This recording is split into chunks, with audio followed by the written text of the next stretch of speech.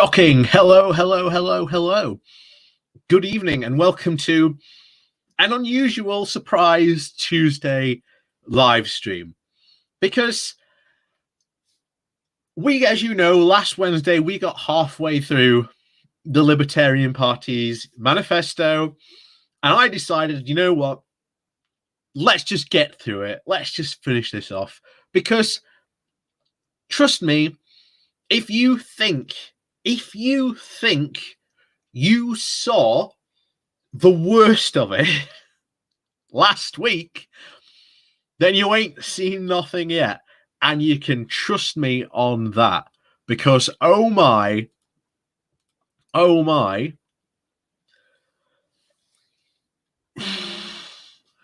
worst is yet to come.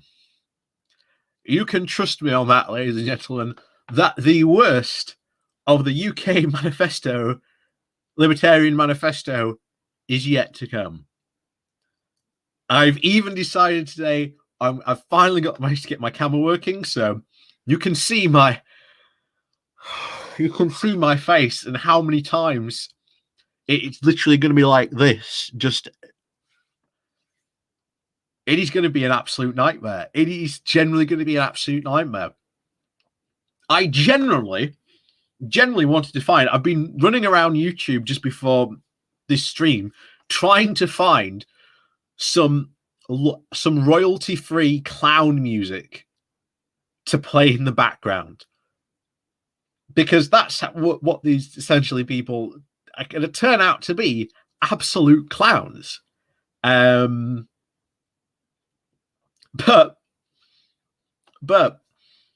before we do get into the Libertarians, I feel it's only fitting to have a look at Lawrence Fox, because he's been trending for quite a while, probably all day today, from his very, very bizarre tweet. Now I've got it up here on the screen. And bravo for the marketing team over at Grindr for using Lawrence Fox as a perfectly reasonable marketing tool. And of course, he's been crowing around on Twitter all day saying, "Oh, look, isn't it fantastic? I'm trending." No, Lawrence. We're all laughing at you because of this tweet you made. So a tweet he made was simply this: that bad times make hard men. Hard men make good times. Good times make men soft. And soft men make bad times. We are in bad times and we need men.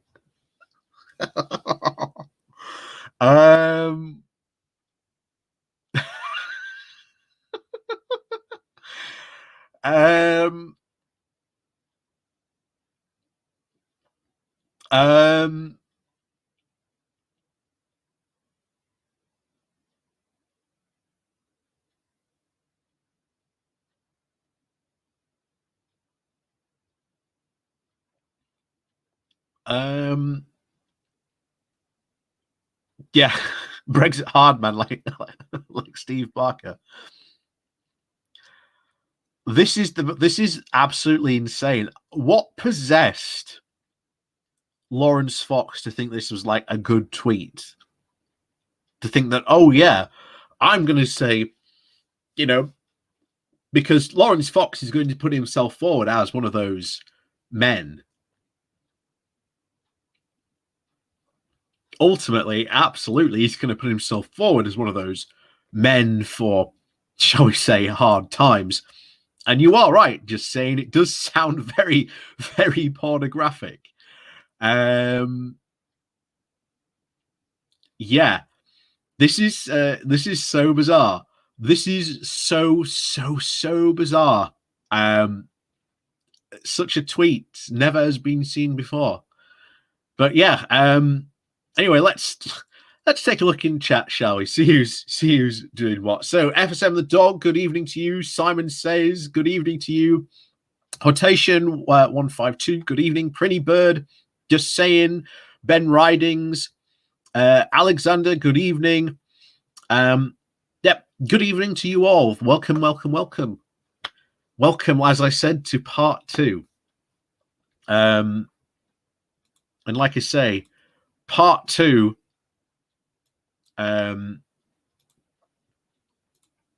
like I say, I am sorry.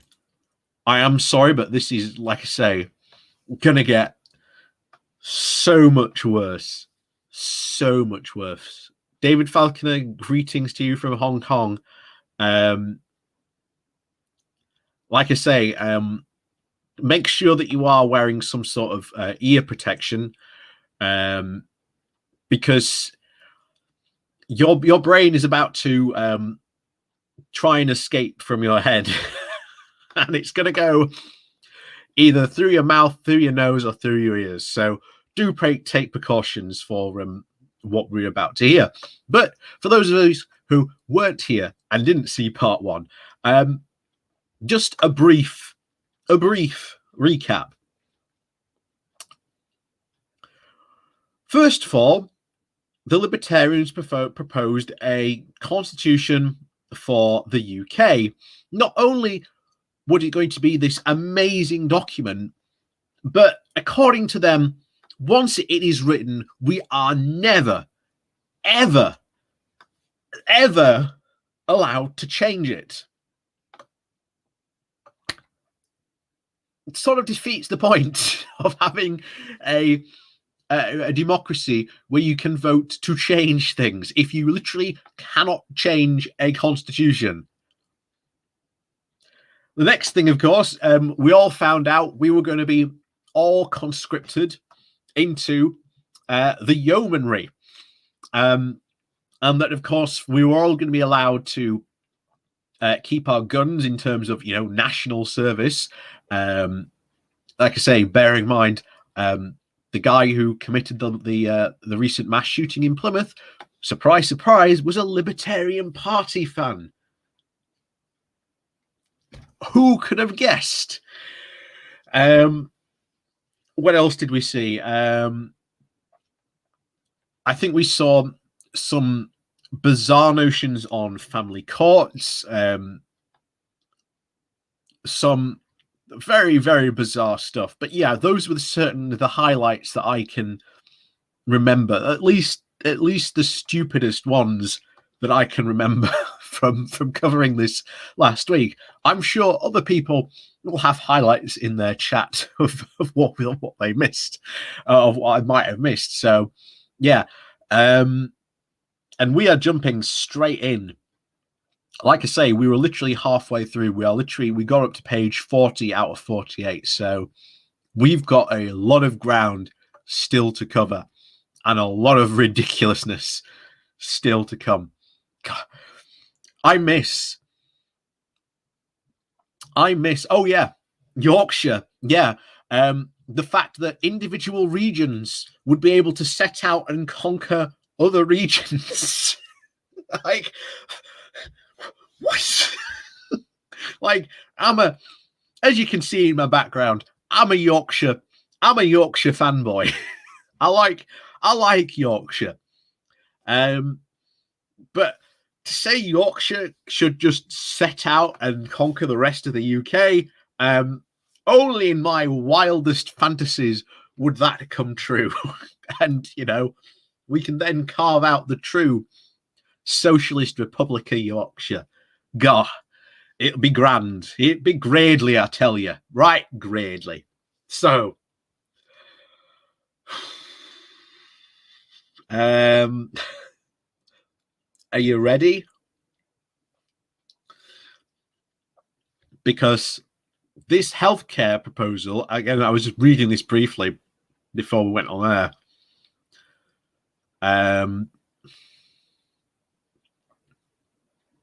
Doesn't make any sort of sense whatsoever, because they are simultaneously going to praise the NHS and then rubbish it while saying that we need to keep it at the same time.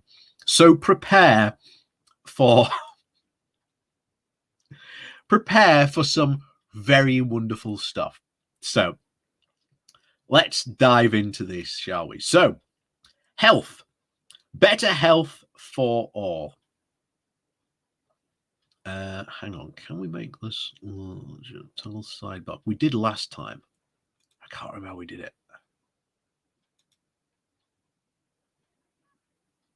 Well,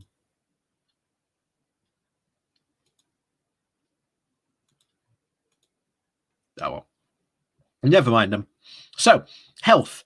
Better health for all. A patient-focused, politics-free healthcare service. In the UK, there is considerable pride in our doctors and nurses who make up the National Health Service. Since 1948, when the National Health Service was founded, through a fear of losing the good in the health service, we have become enslaved to the bad. Okay, might be worth setting out what it is that is the good and what is the bad. But I'm sure we're about to find out what that is. We have in turn accepted the bad as part of our system. In recent years, this acceptance of the bad has been alive and well in social media campaigns calling on people to save our NHS. And I want to note that the quotations are in our NHS. And not to point out the fact that the entire social media campaign pointing out to save our NHS is directly against the Tories, who are in the moment trying to privatize and stealth the system. Because if literally the Tories can carve up the healthcare system and sell it off piece by piece, then they will. And remember, I debated someone in the not too long distant past who went, oh, they can't sell the NHS, it's too big. Well, that's exactly what was said about British Rail, the Post Office, British Water, British Electricity, British Gas. These were all too big things to sell. But they did.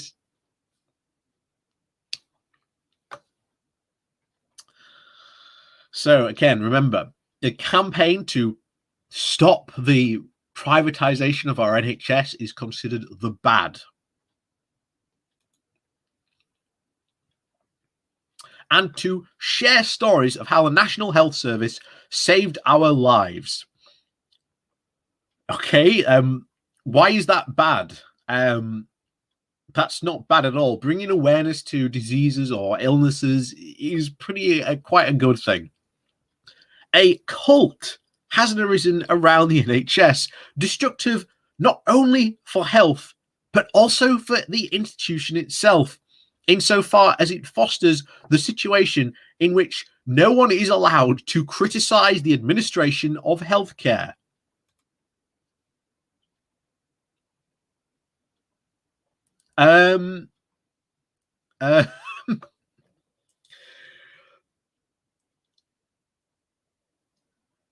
When do people not take the opportunity in this country to criticize the healthcare system? On the right, they do it all the time. All the time. You know, there's no one stopping them criticize the NHS.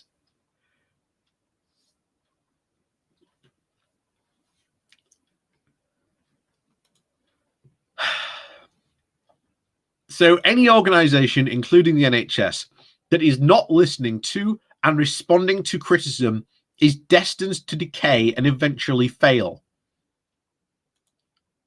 Well, first of all, you have to sort of prove that the NHS is not responding to criticism. And you don't seem to have any sources here that the NHS is not responding to criticism.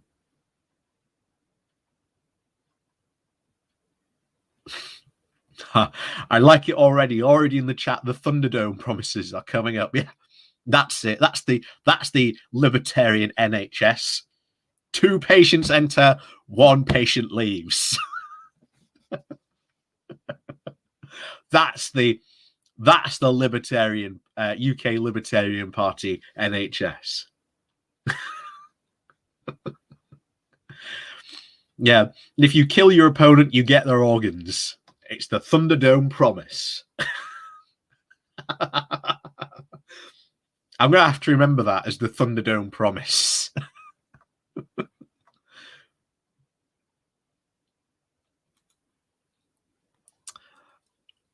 So, the Libertarian Party cares deeply about the healthcare services of this country. We want to create a system that ensures the budget for health is deployed efficiently and that its healthcare professionals and not politicians are decide how that funding should be used. Are they aware of how our NHS works? That's pretty much how it works. Yeah.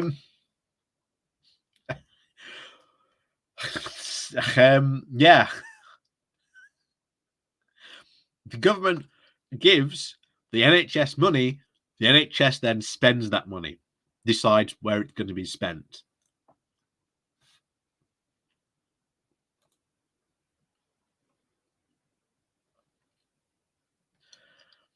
So that funding should, for healthcare funding that is clear and visible to everyone who is paying for it, you can literally find out how the NHS spends its money. You can go on the NHS website and look up its huge document that it publishes every year saying, this is how we spend money in the NHS. Also, all the individual trusts also have their own similar documents saying, this is how we spend the money. It is very transparent. It's easily one of the most transparent things we actually have. This is why just a couple of months ago, you saw the big hoo-ha-ha about the fact that an American firm, a healthcare firm, is now running pretty much all the doctors in the Greater London area. So we are going to see by how much the healthcare there suddenly skyrockets when they start charging American prices on that healthcare.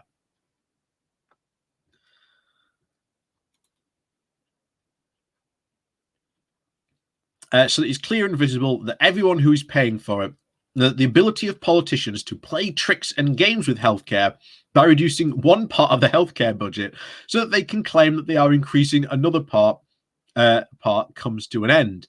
Then why not just make sure, if you are annoyed with that, that then the NHS is then fully funded?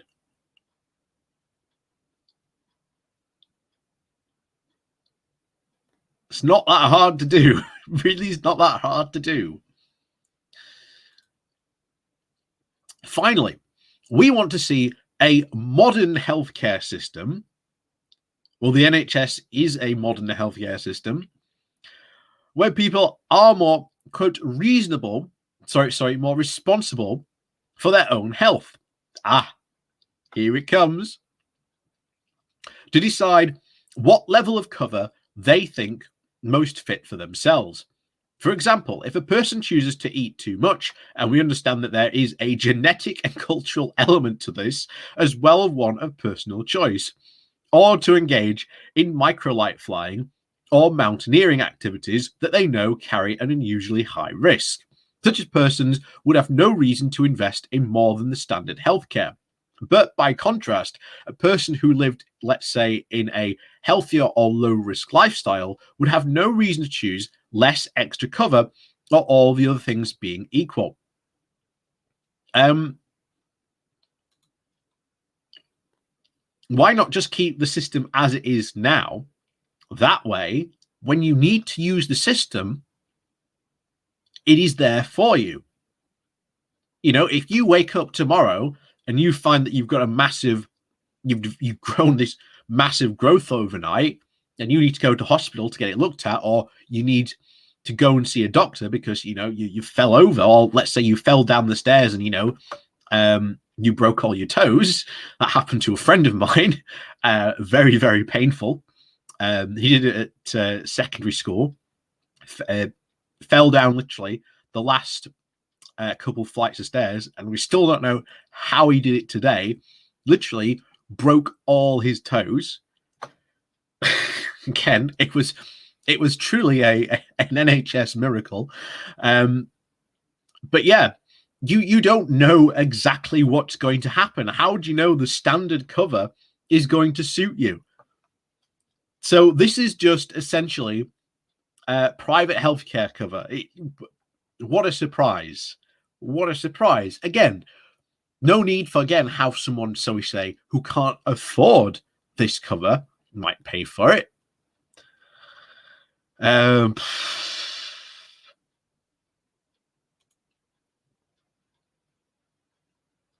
So where were we?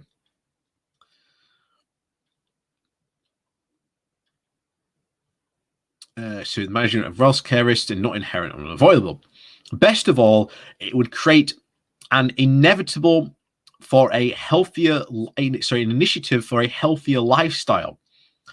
Because basic healthcare, for example, emergency care would be financed, compulsory. This would retain care in the worst case for all, but at the same time, it would lead to a more nuanced care system for non-emergency care, which will tend to make the system better and more appropriate to each patient overall. No, it wouldn't. You would get a very uneven funding of the healthcare system. One element of the present system that we would need to battle is the notion of our NHS. This notion is a way of promoting the idea that there is only a choice between the NHS and nothing. That is pretty much the choice you are offering. You're offering here. Here's the NHS. We all pay for it so that any time you might need to go see the doctor, you do not have to be worried by a potential financial burden. Remember, we currently live in a country where if someone had a surprise bill of about £400, it would bankrupt most people in this country. One of the biggest causes for bankruptcy in America, surprise, surprise, healthcare. I do not want that in my country. I want everyone to have access to healthcare and that it is free at the point of use. That is the fundamental foundation of the NHS. And I'm sorry if you're trying to take that away. Once again, this just shows how the Libertarian Party is absolutely bonkers, crackers, complete nutbars, and lunatics. And like I say, if anyone from either the Scottish Libertarians or the UK Libertarian Party is watching and you want to come and have a look and you want to come and explain or defend these policies, by all means, like I've always said, the door is always open. The Scottish Libertarians have so far continued to run away, unsurprisingly. And so far, the UK Libertarian Party seems to be acting like a ghost town. Not surprising. So it looks like, whereas the US Libertarians love to debate, the UK Libertarians love to talk about the free market and how it's wonderful to debate and do all these things. But when it actually comes to talking about it, they don't actually like to talk about it.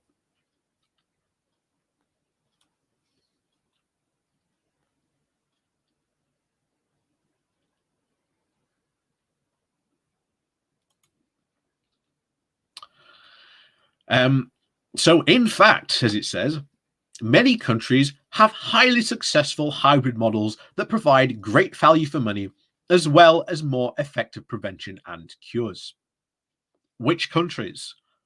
Again, if you're going to say that there are better countries with these successful hybrid models, which country? Where are they good? You know, the NHS does rate quite highly from what I remember. I think we come quite high in this level. And if I seem to remember, pretty much every single country in like, I think it's like the top 10 or something like that. Pretty much every country that has like good healthcare are all single payer universal systems. I'm pretty sure that is the way. So how can they claim that there are better systems out there when there clearly aren't? Or they at least fail, shall we say, to mention what they are.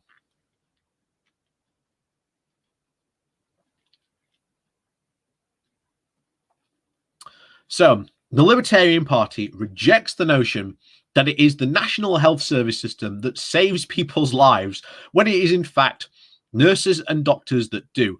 Oh, wow, you play semantics. You play absolute semantics there. It's not the NHS that saves people. It's the doctors and nurses in the NHS that saves people. That's who you should be praising. Yeah. What are these doctors and nurses part of? They are part of the NHS.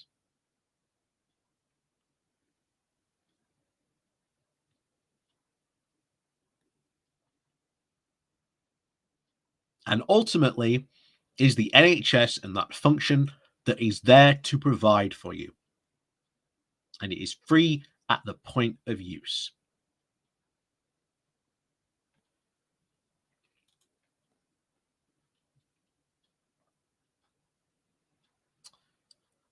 So, indeed, the, quote, excessive bureaucracy in the system is estimated to have killed over 40,000 people. Citation needed. Definitely citation needed on that. 40,000 people per year. And people's lives are saved in the NHS despite the system, not because of it. So what if there wasn't an NHS? How many more people would die a year? So even if their 40,000 figure is true and correct, which I highly, highly doubt it is, even if that figure was true, imagine if we didn't have an NHS. How many people a year would die from inadequate healthcare or just straight up no access to healthcare because they can't afford it? Even if it is 40,000 a year, which again, I highly doubt that. I question that number that they put there. That's still worth it.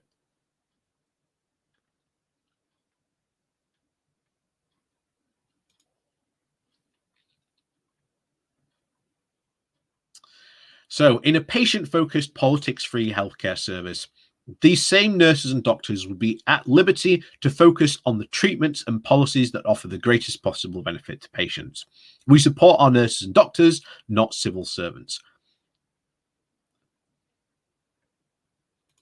So, pretty much privatized healthcare in the UK.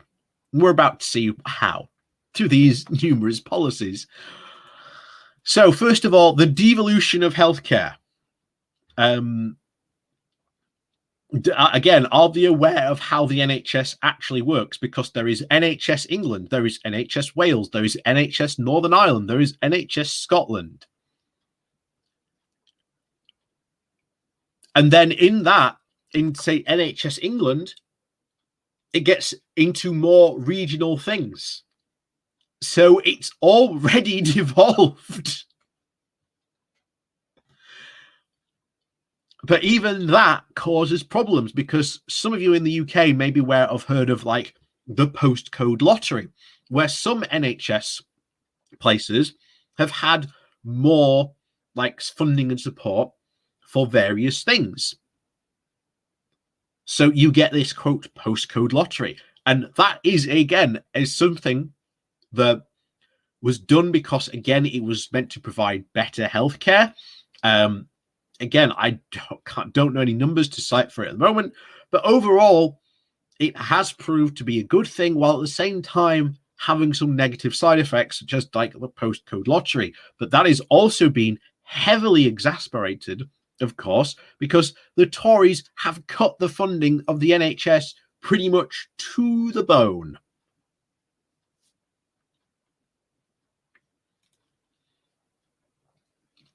So, number one, the devolution of healthcare. This libertarian government will establish regional health councils to run regional health services. This is in accordance with our commitment to localism and our wish to disperse power downwards to smaller institutions, as well as to make more decisions locally. That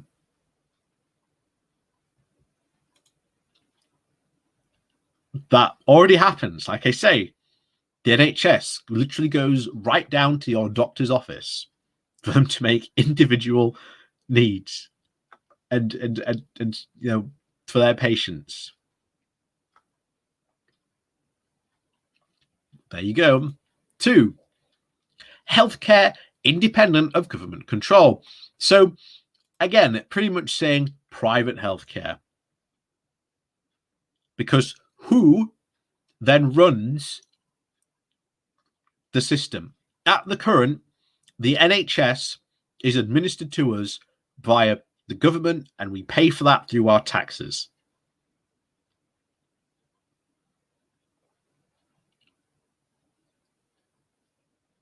Again, you'll see a lot of these scare stories that they're talking about freedom and choice. It's very, very American.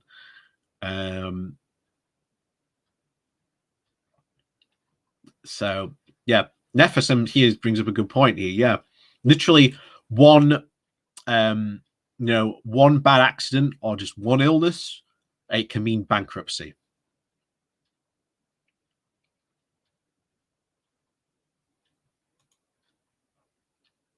So, healthcare independent of government control. Let's find out about this. The members of the regional health councils will be answerable only to the electorate and patients. As is such, they will be able to be free of political control. The NHS is already free of political control. Again, if you're going to claim that, you should be probably citing examples of it. Anyway, let's read through what this benefit of getting rid of government control will mean. So regional health councils will be instituted from national politics and insulated from national politics, and so will no longer be kicked around as a political football. The leadership of these organizations will be healthcare professionals who are appointed by an election, as well as health qualifications and experience. Okay. What stops, as we've seen for an example very recently, the person who was crying out to hang doctors and nurses for, vaccinating people. She was a nurse. What would stop her getting elected? What if worse came to worse, she got elected and then was in charge of a regional healthcare system and basically went, no more vaccines? That is literally what they are advocating for. That is what could happen under that system. That is why we have a Minister for Health who dictates what their healthcare policy for the UK should be. Now, of course, you are fully free to disagree with the healthcare policy of the UK. No one is saying you can't. I almost certainly do at the moment because the Tories are in charge and they are promoting more and more, privatization. They are slowly pushing it towards that, to a point where they can go, oh, see, the NHS has collapsed. Best we just get it, better, send it private.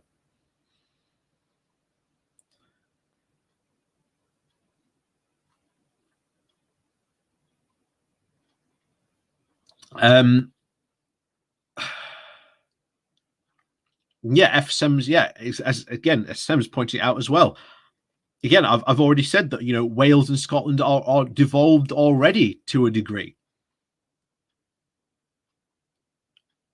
But like I say, if this is an election, what's to stop some anti-vax lunatic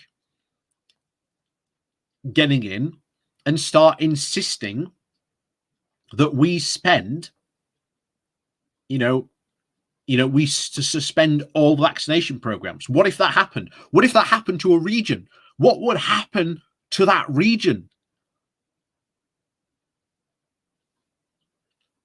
I mean, also, what other people forget is until very recently, a couple of years ago, the NHS was funding homeopathy. It was funding homeopathy treatments. And if you know anything about homeopathy, homeopathy is complete quack nonsense. It's based on the idea that you can, through the power of dilution, that you can make something stronger, when that's not what dilution means. But there you go. And now it got kicked off now, thank God. But it was there because there was a sustained campaign by essentially a bunch of crackpots to try and get this put on the NHS. Luckily, through the work of the NHS themselves, because they weren't happy about this when this happened, through doctors, they did a load of studies and said, yeah, these homeopathy people and stuff that we've hired and this medicine that we are wasting huge amounts of money on, it's not practical, it's not working. And so luckily we got rid of it. But again, what is to stop someone getting elected, or even a homeopath getting elected, and then insisting that collated silver is used as a treatment?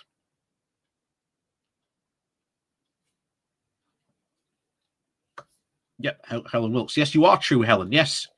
I think Prince Charles was involved in helping that to get on the NHS, from what I remember. So you might be right there. But yes, thank you very much for the support there, Helen. Very much appreciated, as always. Thank you very much.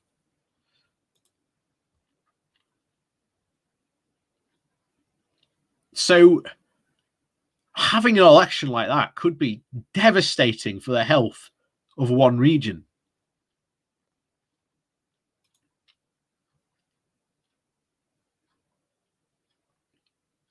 So to protect our vision for healthcare, free of politics, we would require that candidates to the healthcare councils be barred from being members of political parties or standing for other public officers positions for 10 years after serving on the health council. This will ensure that there is no element of political career path involved for people wanting to take up this work and rather than focus on providing better care. Again, what's to stop an anti-vax lunatic getting in charge on this council? They'll just respond, oh, well, we just won't vote for them. But if you've seen the nonsense, of this anti-vax lunacy that's been going on,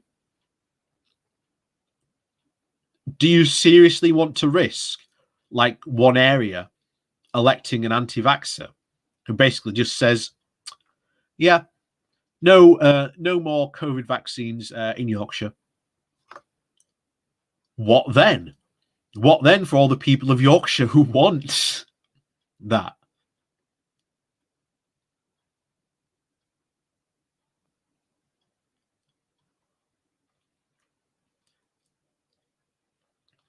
It's absolute madness. And yeah, you are right. Local voting has a very low turnout. As I've just done a video today. The last local council elections for down in Leicester in was it Hampton Heatsted, something like that. 29% turnout, with all three Labour candidates winning with a vote of just shy or in and around 2,000 votes. The recent by-election where the Conservatives won basically showed, of only 16% turnout, by the way, the Conservative Party won almost to a T with the exact same number of votes they'd won at the last local election. Labour did not win that election because people literally did not turn out to vote. The danger this creates of voting in people who are absolutely quack lunatics is just too dangerous to even countenance. And you want a perfect example? Look what happened in Italy. When the Five Star Movement took power, their Minister for Health was heavily anti-vax and got rid of their vaccine council with experts to judge the what vaccines Italy should be administrating for, quote, other alternative voices. And you wonder why Italy fared so badly to begin with during the beginning of the coronavirus.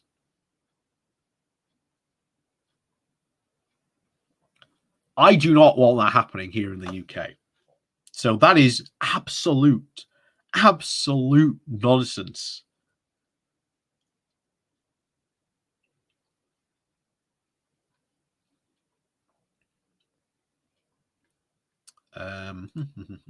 So, on to policy 3. Oh, here we are.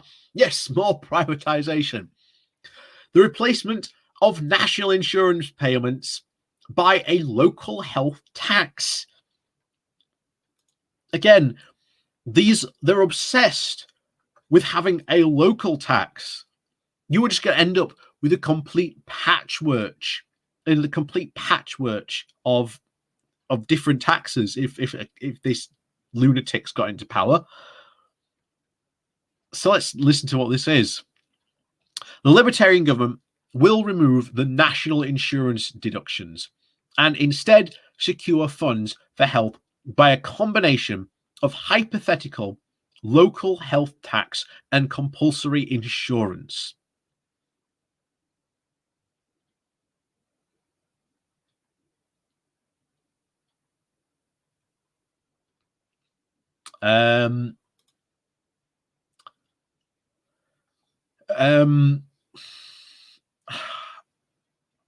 Yeah, as someone's already said, FSM has already said it. Yeah, the poor areas would be left to rot. If you lived in a poor area with this local health tax, then your hospital could basically end up barely functioning.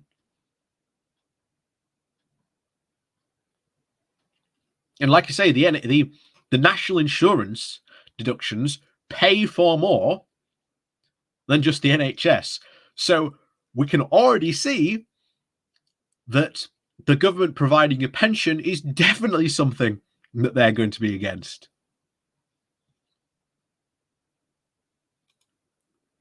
So, number 4, universal healthcare funded by compulsory insurance. It's not universal healthcare if it's funded by compulsory insurance. That goes against the very idea of universal healthcare, but okay. The Libertarian government will create a compulsory level of health insurance for emergency and other selected cover that will be provided to all people regardless of their financial and pre-existing medical or genetic circumstances.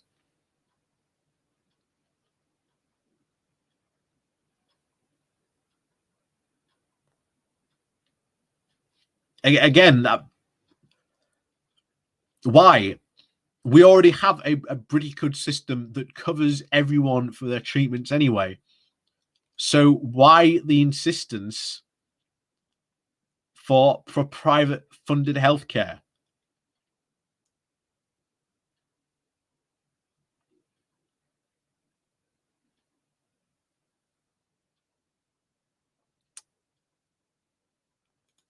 So the benefits of this supposedly would be the Libertarian government will allow price competition between health insurers to provide basic insurance. However, the insurers will be required to provide the policy to beneficiaries at the same price as each other within the same cover being available. Wait.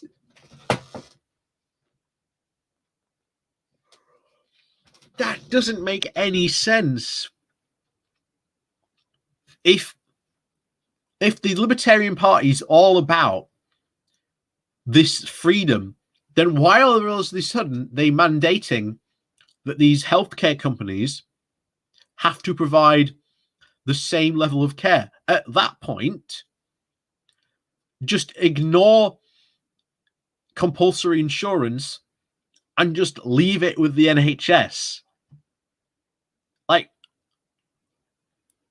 Like everything they are literally suggesting either A, exists already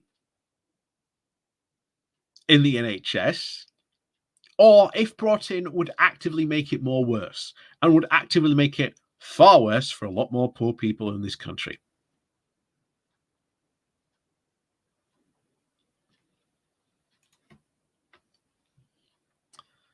So, 5, a cap to compulsory insurance and the health tax to gradually allow choice to come to the fore.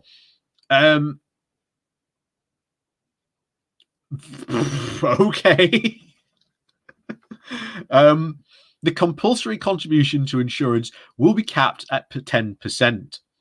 That would result in revenue, but not more than 90 billion before inflation, and then the health tax at the rate that would not result in revenue of not more than 31 billion before inflation. Again,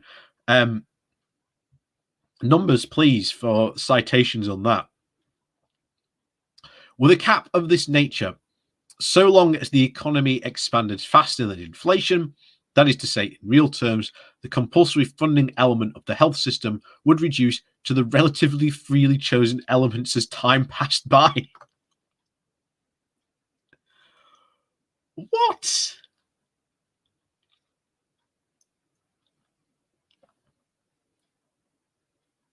Oh my word.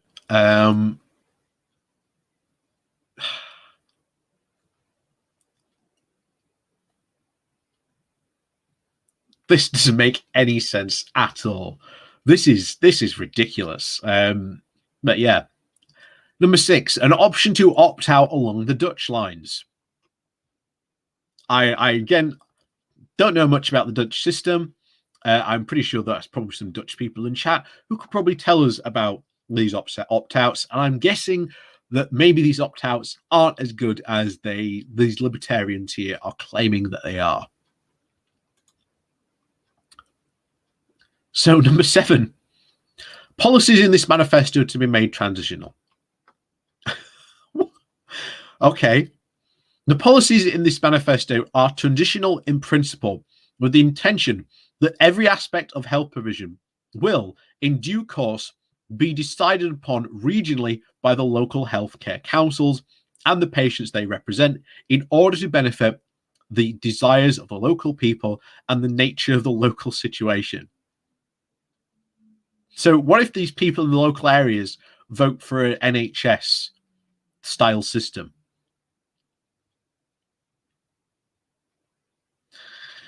We believe that by creating a system focused on healthcare and patients instead of politicians, again, it is focused on healthcare and patients. You are saying that it's focused on politicians. You haven't really provided any evidence that it is politically focused. So instead of politicians, we can save around £44.5 billion per year from the publicly funded health budget, while simultaneously increasing quality and providing the public with more say in the nature for their own care. Given the fact that we have seen the quality of the NHS and the provisions for the NHS completely dive during especially during the Tory austerity fan here,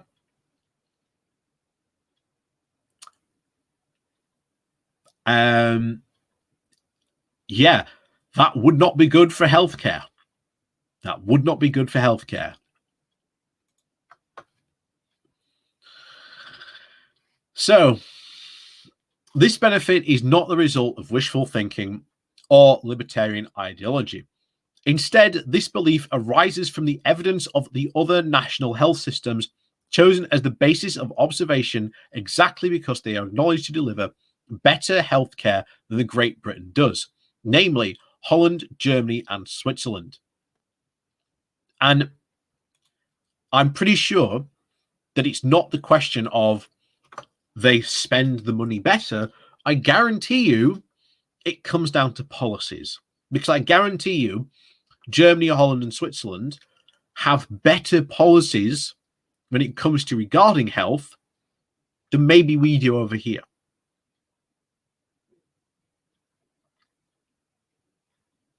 And again, just because they're, quote, better, doesn't mean necessarily might work over here as well. So again, it comes down to policies that are in place and what those policies actually mean.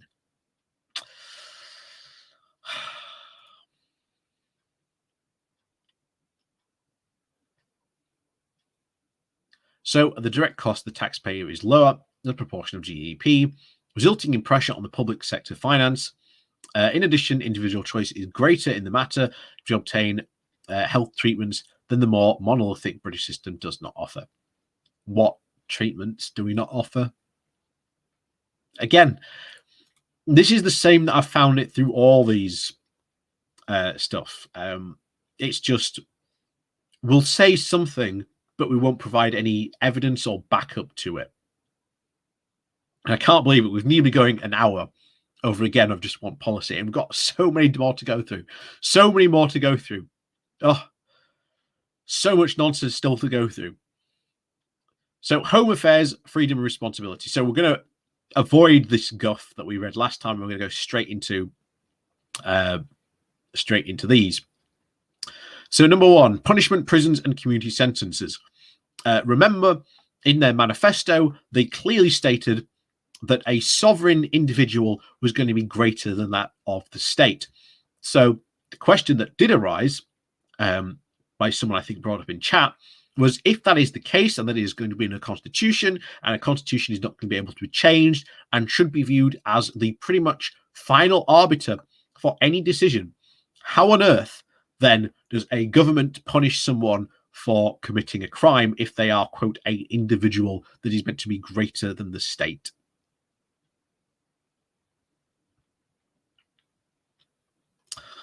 So, the, quote, current punishment and sentence regimes are inadequate and require reform.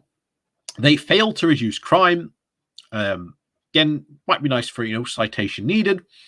They can be excessive in relation to some crimes and insufficient in relation to others, and fail to assist victims. We believe that crime should be deterred by an appropriate punishment, whether possible, and restore the losses of any victim. And we believe that incarceration should be used to protect individuals from violent criminals and repeat offenders of lesser crimes. We discussed this before plenty of times.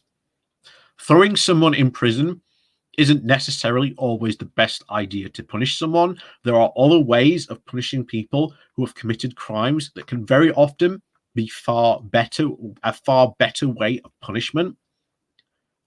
And sometimes throwing someone in jail can very often result in the unnecessary punishment of maybe that victim's, well, shall we say, the prisoner's detriment. Because what if then, let's say, the main breadwinner in a working class family gets sent to prison?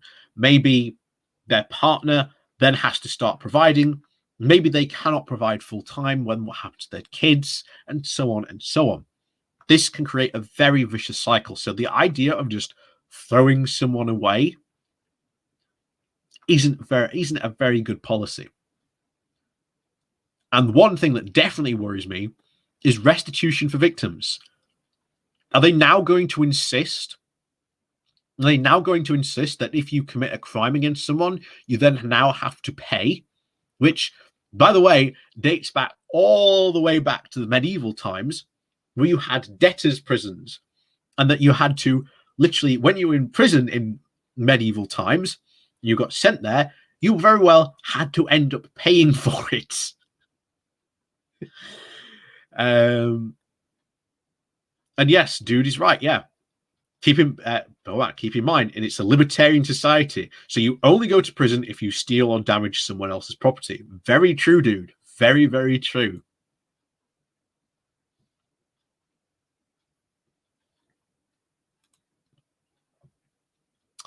We're going to skip those, even though those are policy proposals. I don't know if you should read those or something long. Like I say, we've already been going an hour. I tell you what, we'll just skip those for the time being. We'll go on to 2. Law and courts. Hang on. Go.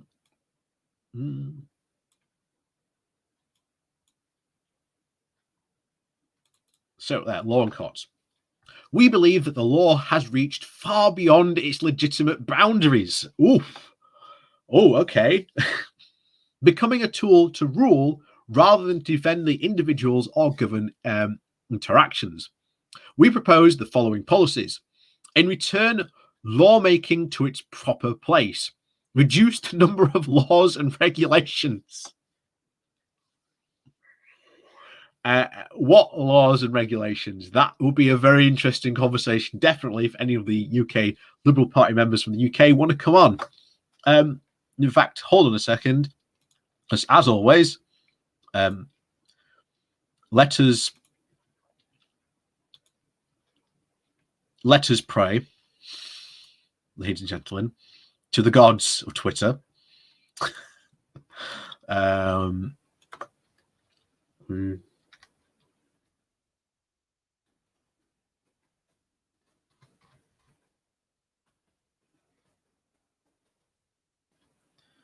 UK Liberty Party, Liberal Party UK.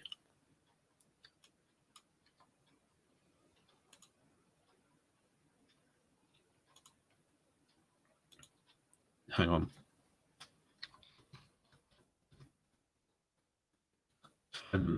Libertarian Party. Here we are.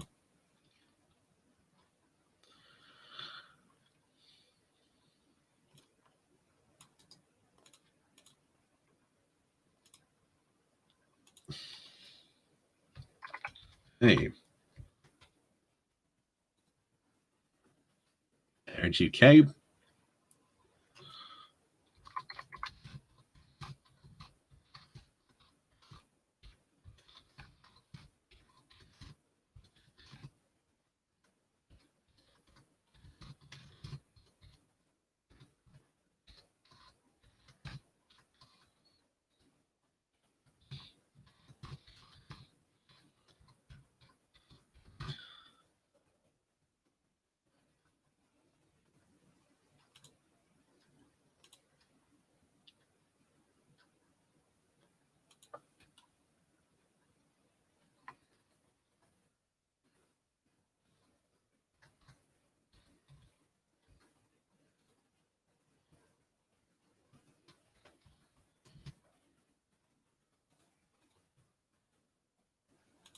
So you'll excuse me, I'm just grabbing this. Oh, let me get this.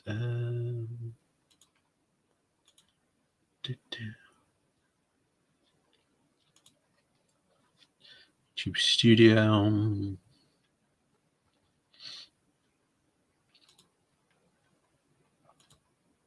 Here. Grab the link. Right, so this is now going out on Twitter.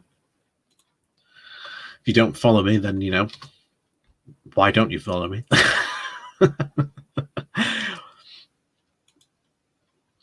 We're once again poking the bear.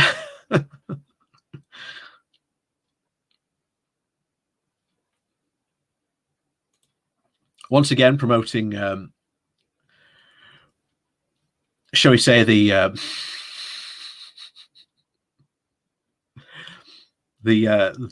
idea. So if you do follow me on Twitter, then please go retweet that, like and retweet that tweet. And maybe, who knows who might turn up in chat. Who knows might end up in chat. Could be interesting. So anyway, yeah, like I say, that could be very interesting. So again, so making its proper place to reduce the number of laws and regulations. Again, what laws particularly and regulations? Because like the Scottish Libertarians proposed, of every time you make a regulation, you have to take 2 away.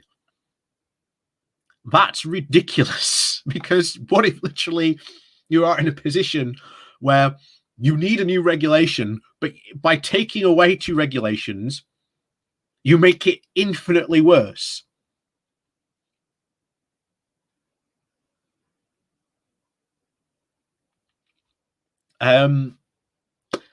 That would be pretty insane. Pretty crazy. So, let's see what we got. To restore habeas corpus principles that have been eroded and make the justice system accountable to the people and remove barriers to justice. That will be interesting what they mean by remove barriers to justice. That would be very, very interesting what they mean by that. We might actually go through the policy proposals because these might be quite interesting. These are already insane. And this one, look, the quote they've got here: "We'll return all criminal trials to trial by an independent jury."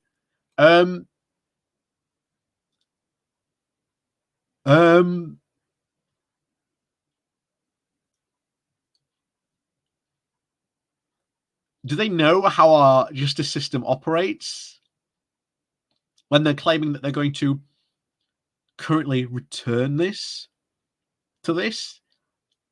This is insane.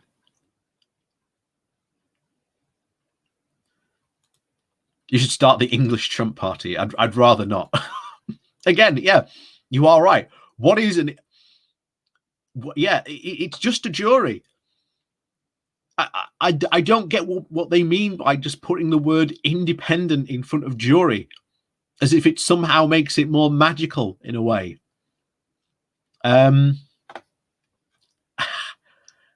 This again, libertarians. My God, I thought the US ones were crazy, but no, the UK version and the Scottish variants are just as crazy.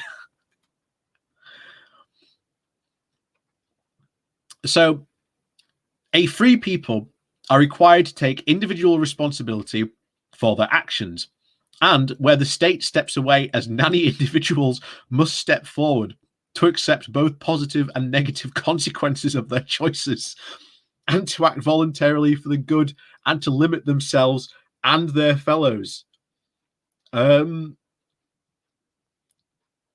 What? We will abolish the Crown Prosecution Service. They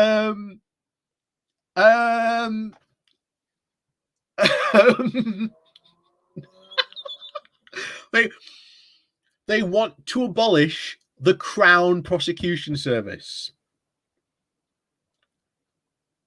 How on earth does a criminal justice system then work? Because who decides who the judges are? Who decides who the prosecutions are? This is like going all the way back to like the Greeks. You know, all the way back to like the history of law itself. You had judges and you had prosecutions who brought the case before the judge to then put out before the jury as to show why this individual was guilty, or why they had, well, shall we say, what this individual had done had been wrong and why they had broken the law. Yeah, dudes, right. Yeah, Coca-Cola. Yeah, Coca-Cola can choose the judges, right? Yeah, I guess, yeah, because that would in no way be incredibly dangerous. I can't believe it. Getting rid of the Crown Prosecution Service. I can't believe it. Tudors Cantwell, have you passed into permanent psychosis yet? Not yet. Not yet. To be honest, I just don't want to read any further than that, because why on earth would you want to get rid of the Crown Prosecution Service?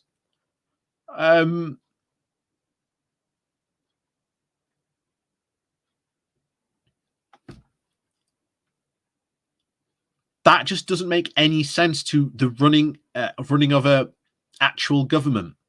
Like, every single government around the world has some form of, of like similar body, Crown Prosecutional Service, like we do here. Oh my word. I said it was going to get crazier. I did say it was going to get crazier. So, we will abolish the Crown Prosecution Service, and in its place, elected magistrates would be the basis for decision to prosecute.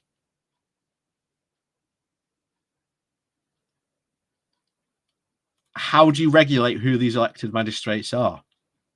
How do you decide that? Do you have to have a law degree? Do you have to have spent so long as like a prosecutor, then you can eventually become a judge?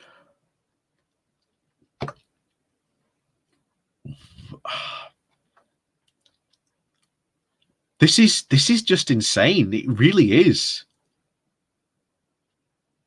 This is just insane. How is a legal system in this libertarian society meant to even function at all?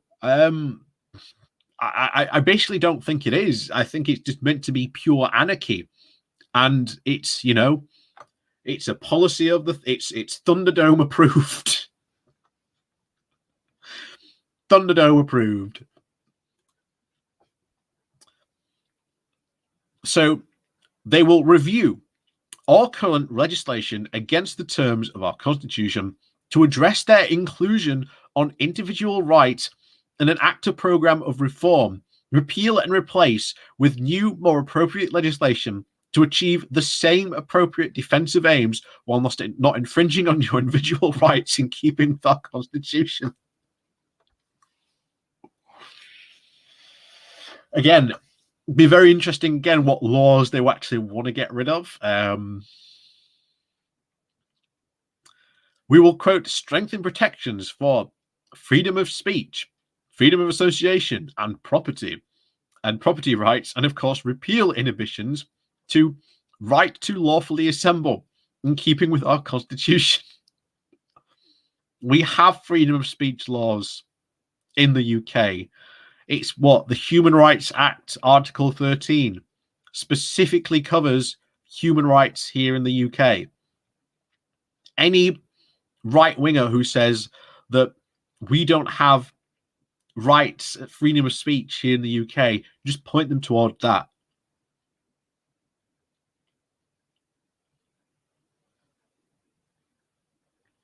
Yeah. Yeah. Boris and Cummings, aka Master Blaster. That's very true, but who is the master and who is the blaster?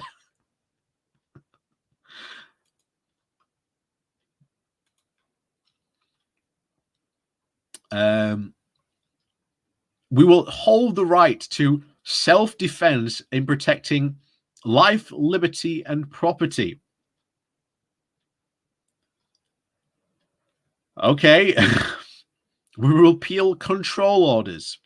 You mean the control orders that are to stop like antisocial behavior?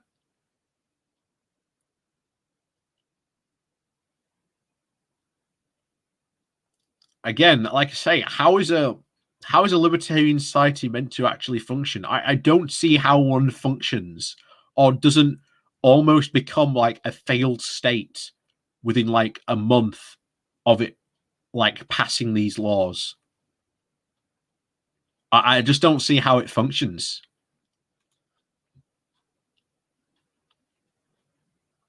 We will decriminalize all sexual activity related to consenting adults.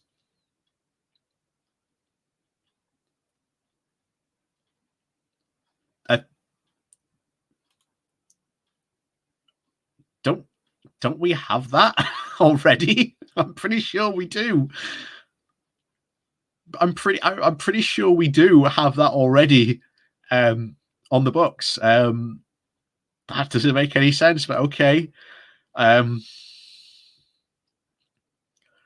All new legislation, laws, or regulations will be validated against the terms of our Constitution and rejected if they are in violation.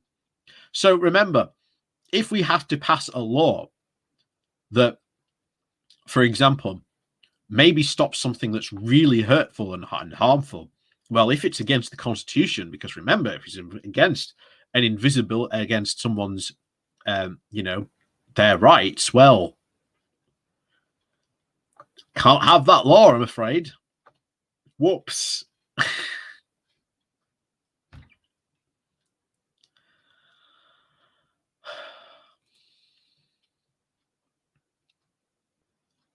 So we will abolish the category of hate crime, treating all activity equal before the law. Well, that's a bad move, just like the Scottish Libertarians. Again, these hate laws, these hate crime laws exist for a reason.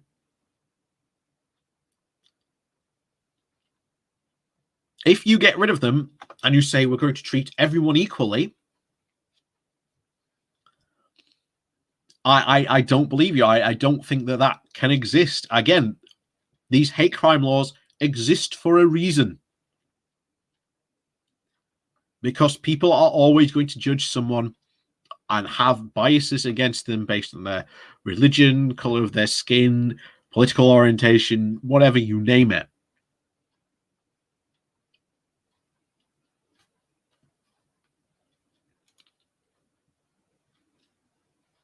We will enact programs of reducing legislation. Here we are. Here's the classic. We're reducing legislation requiring at least 3 pre-written existing laws or regulations to be repealed for each new law or regulation being enacted. Oh my, that's even worse, because the Scottish Libertarians were at least 2, and it was just seen to cover regulations. I don't know if they agree and said it should be laws as well.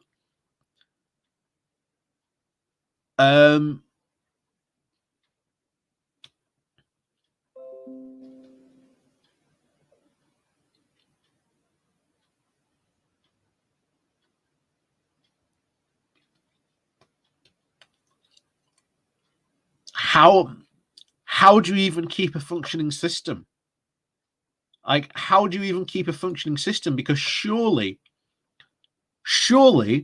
you would get to a point where you pass a law and then you would richly get rid of 2 laws which you might need.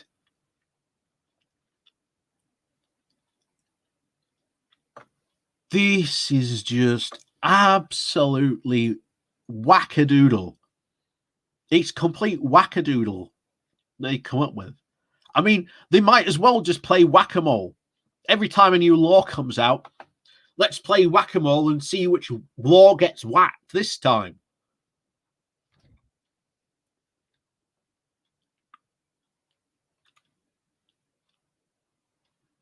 We will end the secret court system that it is open to much abuse. Okay, secret courts, they're basically referring to cases and trials that cannot be covered in media because there might be media embargoes. Sometimes these media embargoes exist, like the classic Tommy Robinson one of a trial of ongoing pedophiles. So you do not bias the jury against the defendant, which again needed to have a fair trial. that you also protect the victims, especially if they are underage, and even more so that these people do not get, dragged through the papers or press for the rest of their life for something that they might have been a victim of.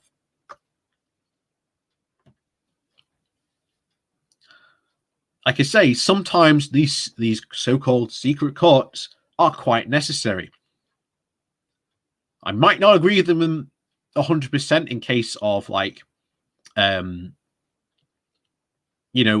corporations being able to go to secret courts. I disagree with that completely.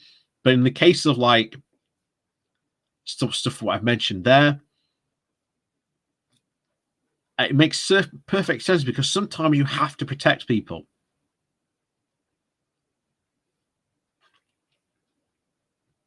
Yeah, that is true. Once the country has descended into chaos, it will be up to the Yorkshire Dominion to restore order. That is true, Helen. That is very true.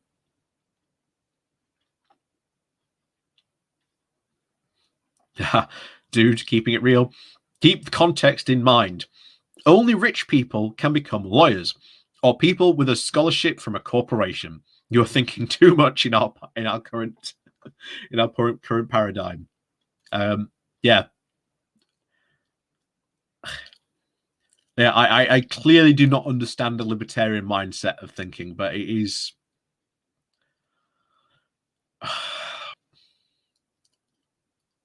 I just do not understand how a libertarian state would operate and not literally fall on its face within the first month.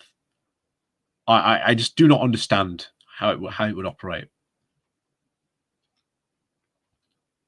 So we will revoke parliamentary privilege to require the same standard of law to be applied to all citizens regardless of office. I definitely think the law should apply to everyone regardless of office, but parliamentary privilege is there to an extent to essentially defend our politicians that they don't get sued by corporations. It's sort of there for a reason.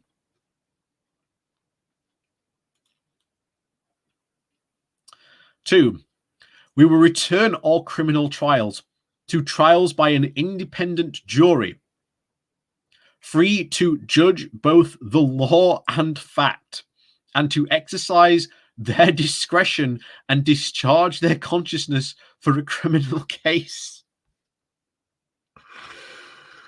Oh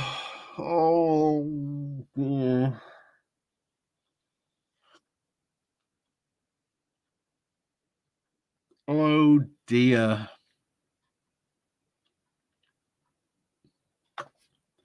So essentially, there wouldn't be a judge, a person who is most knowledgeable in essentially, in knowing of the law and what sentences to pass out and how to again interpret this. Like I say, judges go through years of training and actual practical experience in how this done, and now you are literally going to leave it up to a jury to decide that. While I agree a jury definitely should be part of having a free and fair trial, a jury should not be taking the role of a judge. A judge should be a separate entity of a fair trial.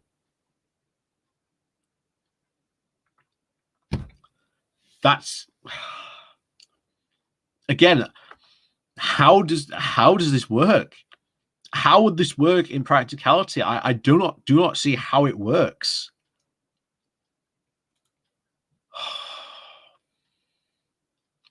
Anyway, tell you what, we're gonna keep on going because we've got, oh my word, immigration.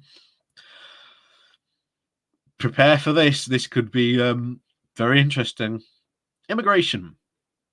We believe that immigration policy should be flexible to meet changing needs, remove unnecessary barriers where it's desirable, while protecting individuals from those who would do harm.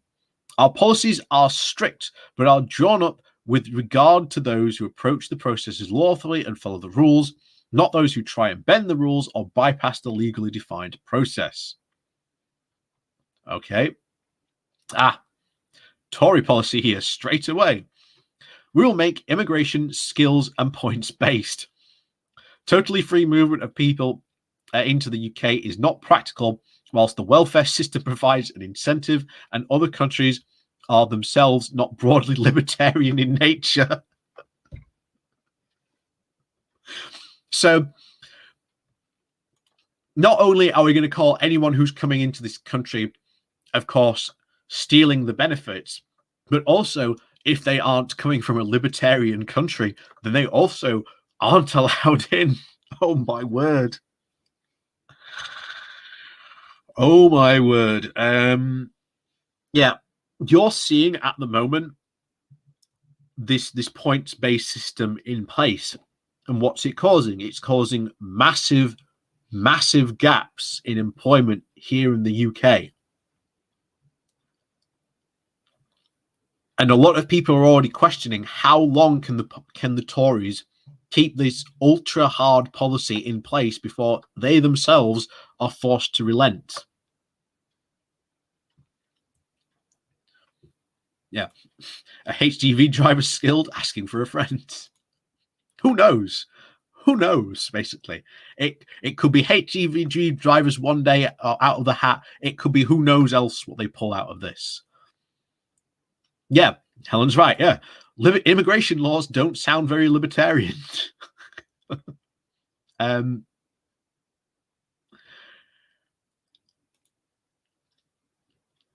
again, whilst the welfare system, again, we haven't even gotten to the welfare system yet. That could be interesting.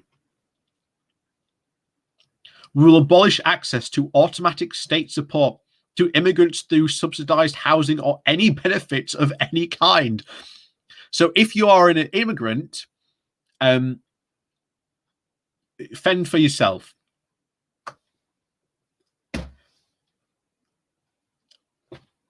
Not how that works. Plus, how do you handle refugees? What's just happened recently in Afghanistan, there is going to be now a wave of refugees coming from Afghanistan, and prepare for the right wing to start shouting from the rooftops that we're going to be swamped by refugees from Afghanistan. We should be helping these people. We should be helping these people. But according to our government, accepting Afghan refugees would set a bad standard for other refugees. Oh,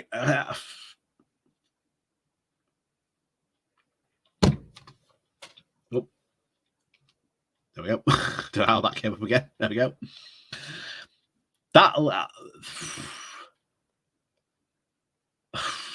I'm entering the brain melting stage because I don't understand how this society works. I just don't understand how the society works. It just doesn't seem to work at all. But again, this is pretty how it faces. Oh.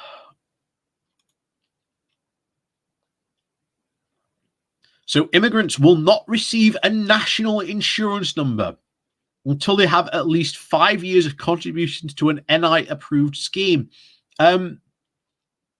You just said and talked about getting rid of national insurance. So how does that work? We've just read your policy where you want to get rid of national insurance. Once again, libertarian manifestos, internally inconsistent. This is crazy. We will require all persons being granted a residency to demonstrate that they have adequate medical insurance. Right, okay. We'll establish bilateral agreements with countries to establish free flows of people. Longer term, and in conjunction with welfare reform, and we haven't even gotten to the welfare reform yet, so that's going to be fun. We're committed to pursuing an open borders policy towards those who wish to live here in order to contribute to our economy and share our values. How are you going to have an open borders policy when you have literally said no more than literally a couple of paragraphs ago that you want to make immigration a skills and points-based system?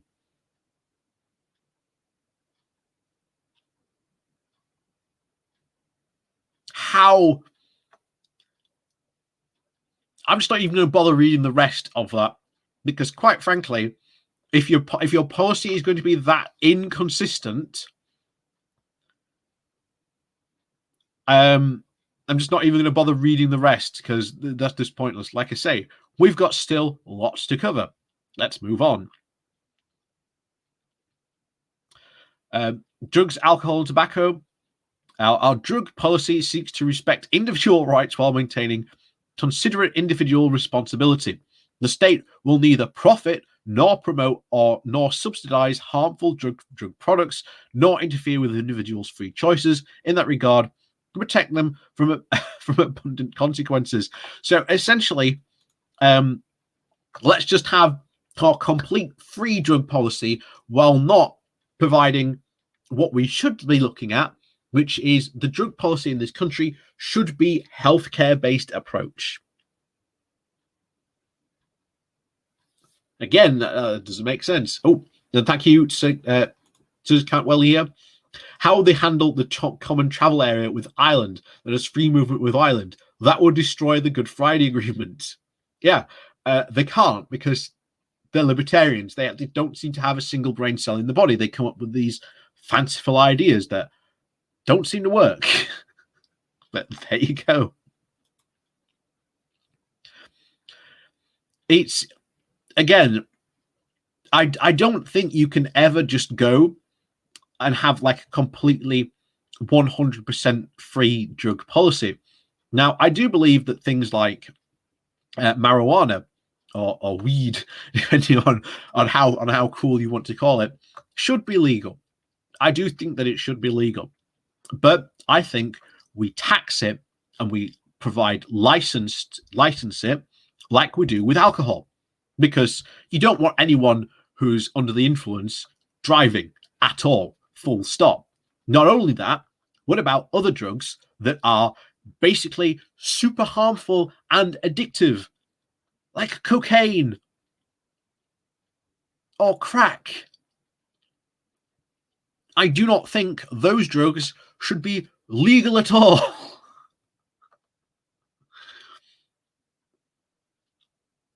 So again, that doesn't make any sense for their. That's a very bad and wild policy they've got there.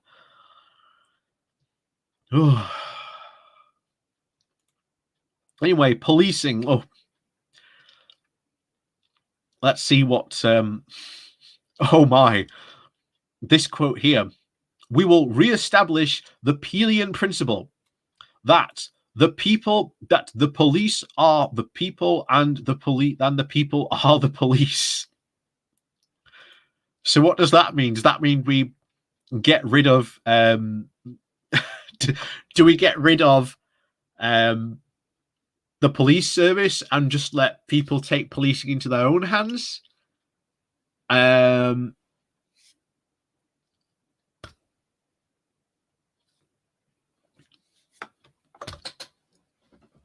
don't know. This is a complete fantasy land. How I keep on saying it. How does this society operate? It doesn't. It dies. It dies and fails almost within the first month. And you are right, The Londoner. Someone was definitely on that when they wrote that. Efferson the dog, thank you very much. Thank you very much for the support there. Why are they not copying Portugal? True. Why aren't they copying Portugal? The drug policy in Portugal seems to have worked incredibly well, of treating it as a medical problem, not a criminal problem. That seems to have worked incredibly well. And I think, if I'm remembering correctly, the drug policy in Portugal at this point is, I think it's coming up to like 20 years, I think, at this. So there is like 20 years worth of data to support that their policy is good and works. So again, but we'll get onto the policing because I think this is going to be this is going to be fun. So our policing policy seeks to re-establish the Peelian principle that the police are the people and the people are the police, as the surest way to block tyranny and assuring effective policing by consent. So what are these proposals? We will reaffirm the 9 Peelian principles. Okay. So, oh yeah, police also have to swear allegiance to the Constitution. that's what they missed out there.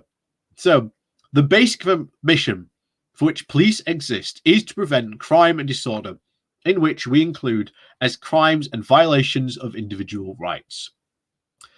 The next one, the ability of the police to perform their duties as dependent upon the public and approval of police actions. So, essentially, if the police don't approve, if the public doesn't approve of the police, then essentially police can't be there, right? If in this libertarian society you're having a protest that descended into a riot and the police weren't there after all, well, police can't be at our peaceful protest. That's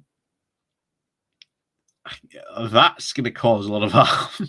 That's going to cause a lot of harm.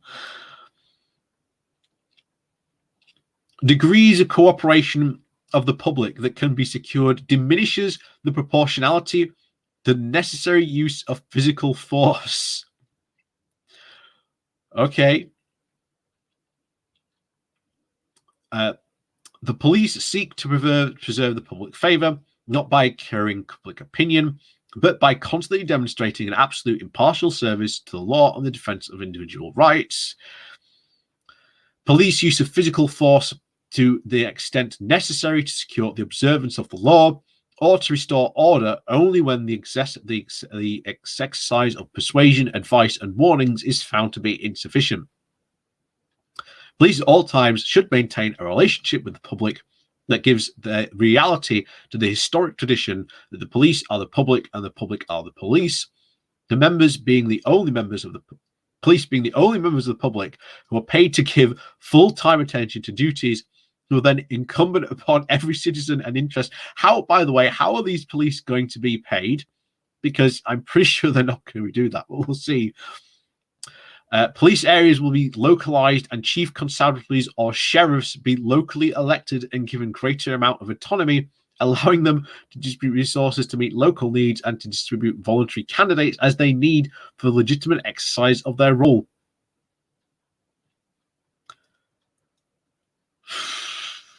Okay.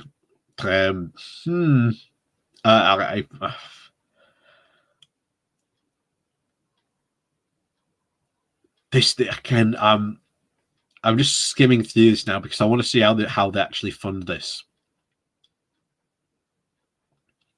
How do you fund this? Because you're not here to, the libertarians are fully not in favor of funding stuff. So how on earth do you fund this police force then? That's what I want to know.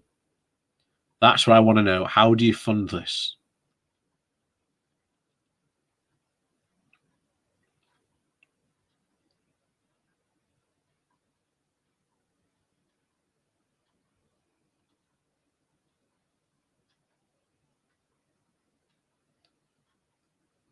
How do you do this?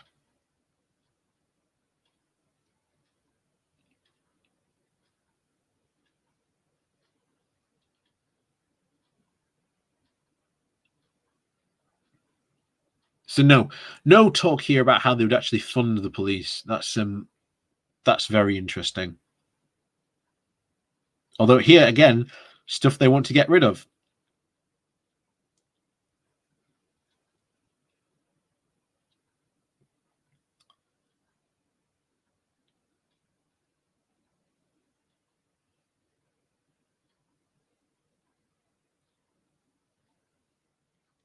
Again, that doesn't seem to make any sense, but ooh, this seems to be fun. Housing, land, and planning, undoing a zombie apocalypse. Oh, that's fun. Repeal planning law. So that's how you build a house in this new libertarian society. There's no planning law. Yeah, because that's going to end well, getting rid of the planning laws. That's going to end very well. Reform tort damages law. The reform tort law will fortify a citizen's human right to dispose of their property in the manner they see fit. So, once again, if you see fit to delete your property, you are allowed to pack it full of dynamite and just explode it because, hey, you're allowed to get rid of it in any way, shape, or form that you see fit. Yeah, that seems fair. We're just going to start running through some of these now because I want to finish this through, and we've still got lots to get through. Repeal the exemption from capital gains tax on the sale of primary residences. That would only help the rich. Fold business rates and council tax rates into a simple buildings tax. Nope, that will be wrong. End the 5.5 billion a year of farm favors. I've just done a video just today, which will probably release tomorrow, on about how many farmers are currently struggling and rely on the EU subsidies for that. So yeah, that's not going to end well either. Extend land rights downwards to 5 kilometers below the surface.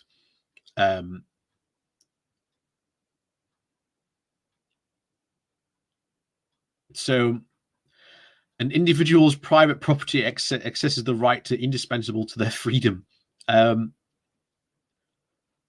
Okay, that does not seem to make a lot of sense why you would like to own the land also 5 meters below the surface as well, but okay.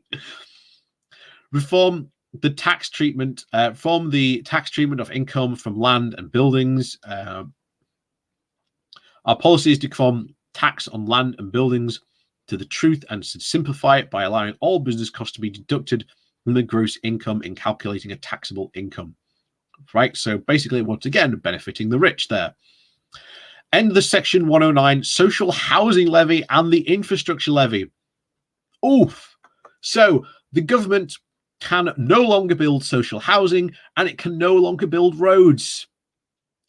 Funny how last time, turns out one of the Scottish libertarians tried to make fun of me below the last video by literally saying, one of his arguments is, who will build the roads?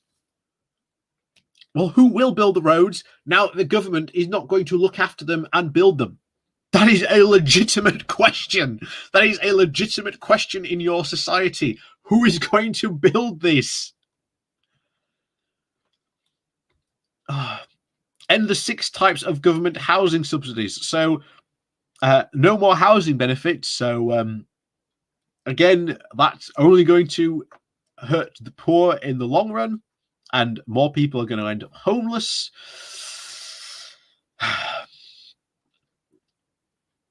Repeal the energy certification regimes with a less blunt instrument. No, you want energy certification. And they are all different for different reasons because there are a whole load of different types of what that can cover, potentially. Repeal the regulations permitting to the minimum size of rooms.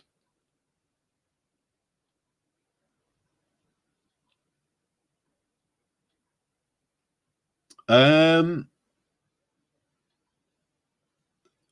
is going to be, again, only going to benefit landlords, because at the moment, the big fad for landlords at the moment is HMOs, which is basically taking a house and carving it up into as many individual rooms as possible to put as many people in as they can. That's again only going to benefit landlords and create an even more type of slum situation. 12. Repeal the government regulations that impose restrictions on Airbnbs. No, keep those. If you live in Edinburgh, you know the type of problems that Airbnb is causing in Edinburgh, especially around when it comes around the fringe, for the fact that some people who rent in Edinburgh during the time when the fringe is on, their rent jumps up sky high for that.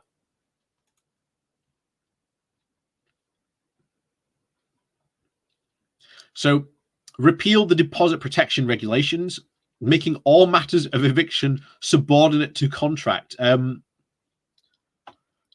We had to, again, what I was talking about earlier about bringing in regulations and having regulations.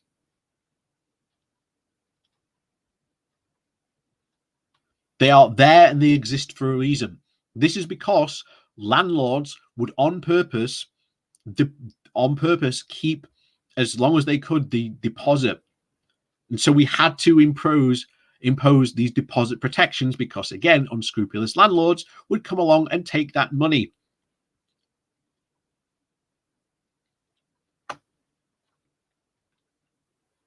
Oh, cap the housing benefit, because yes, that's not going to cause inevitable harm on all these. A libertarian government will cap the housing benefit at 40% of what would be earned for a full working time on a minimum wage.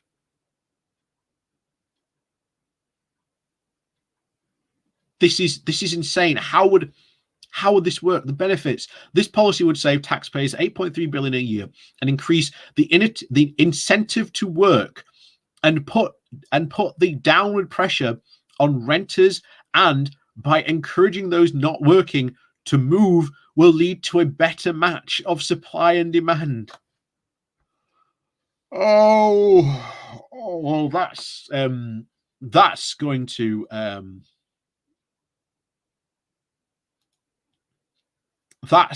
absolutely destroy many poor and working class people. How that is a benefit baffles me beyond words. That just baffles me beyond words. Oh, look, again, repeal for the houses of multiple occupation regulations. Again, cram as many people into a house as you like, friends. 4-bedroom house, you can fit 10 families in there. Again, this creates such, I think it was said last week, such a Dickensian society. It's unbelievable. And that is the society we do not want to live in. No one actively wants to live in that type of society. Oh. Withdraw from the 1968 treaty governing the activities of states in the exploration and the use of outer space.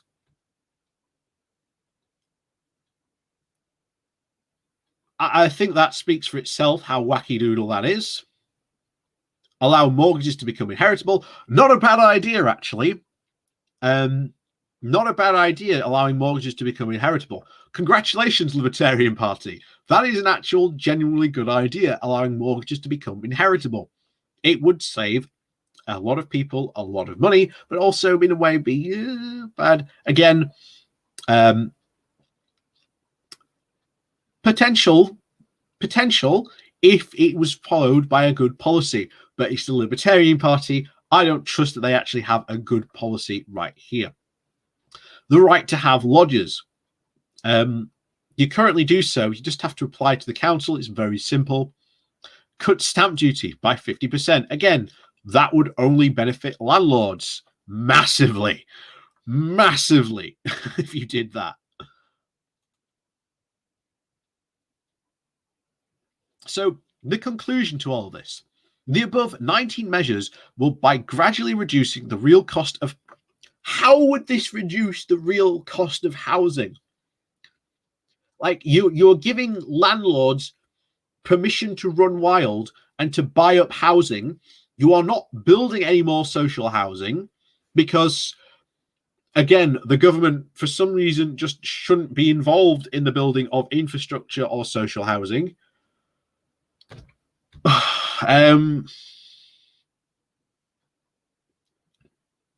Again, more wacky doodle policies, monetary policies. Oh my word!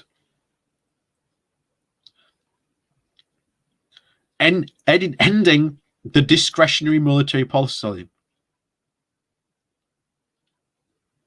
So essentially, the Bank of England can no longer issue money. And of course, we're going back to the gold standard with direct convertibility. Oh no! Oh no!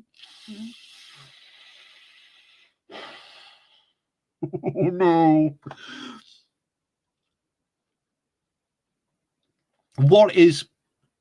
What are the libertarians' fascination with going back to the gold standard?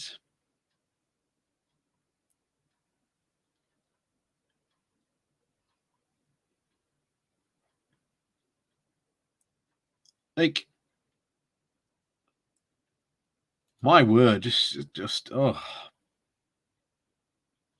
A free market in banking and financial services.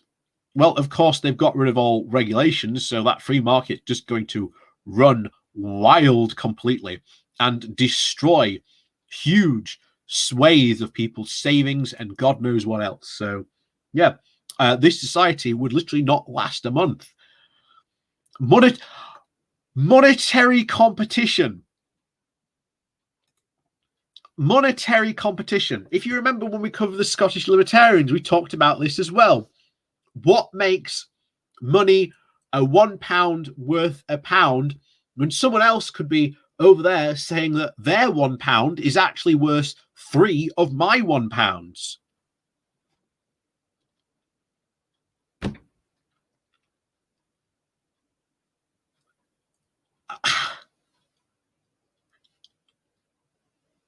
How does this society function? How does it work? It just built not to work or not even last. And bear in mind, I'm being generous and saying that it would last a month. Like I say, FSM's right. It wouldn't last 5 minutes.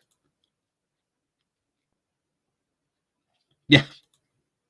So next week we look a bit more something sane, like the Monster Raving Lunar Party manifesto. Maybe, maybe. You know what?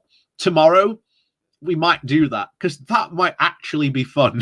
That might actually be a source of fun. So we might do that tomorrow. That might be quite fun. Oh. An end to government guaranteed deposit insurance. So basically, if the free market and the banking and financial services go completely belly up, we can't guarantee your savings. Sorry. Pensions. Beyond unfunding pensions.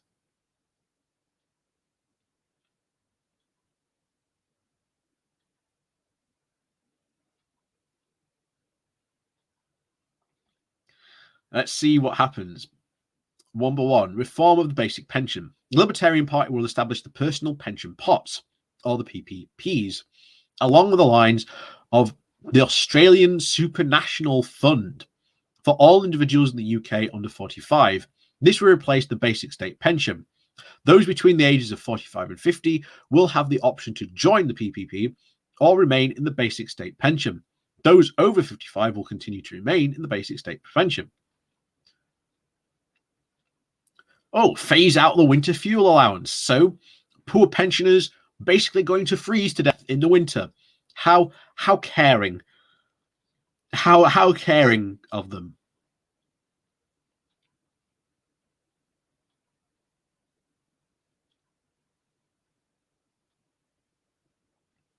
how caring of them.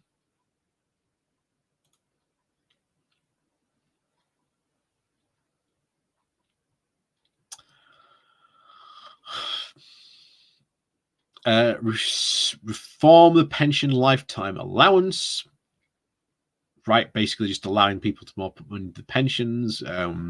Again, only benefits probably the very wealthy. Convert public sector dividend benefits and schemes to fund defined contribution schemes. Again,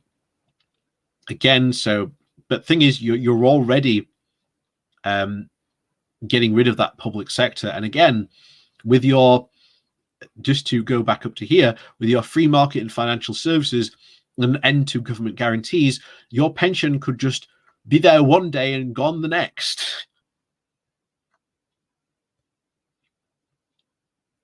Reform employment legislation for all the workers. So employment legislation disproportionately reduces demand for the unskilled and those at the tail of their worker profile, i.e. older workers, those most likely to need to top up their prevention prison. A libertarian government will find free workers over the age of 55 and subject to some form of employment legislation that discourage employers from hiring them.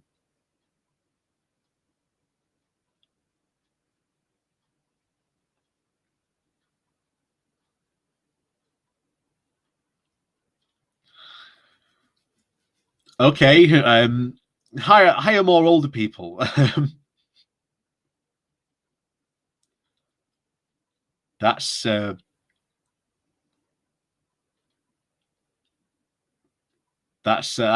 well. Oh my! Ending transport gridlock. How are you going to do that when you literally will not build roads and more infrastructure?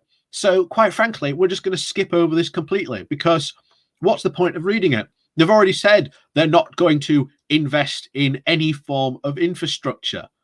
So, ending the gridlock is not likely at all. What? Replace the railways? A libertarian government will replace the majority of railways with dedicated coachways, harnessing the latest driverless electronic vehicle charging technology. Right. So kiss goodbye to not only the government building more roads, but goodbye to the railways completely. And so no more railways. Gone. Completely gone. Not only is it one of the best forms of public transport, but it's also actually the greenest form of public transport as well. And yeah, I'm right. What have they got against trains? It doesn't make any sense. Why would you get rid of it? Why would you get rid of it?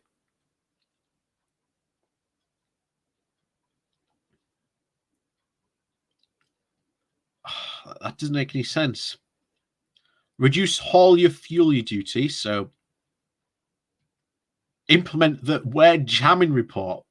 What? The Libertarian government will fully implement the recommendations of the where jamming cross-party parliamentary report. Are you just going to listen to Bob Marley or something like that?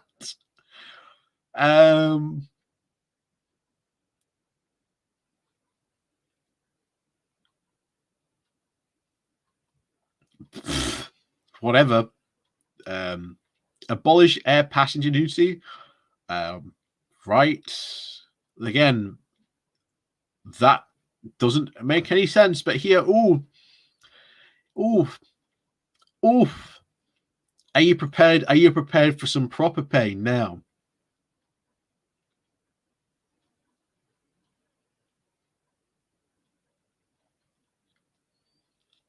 Are you prepared for some proper pain? Because welfare to the helpless, not the rest.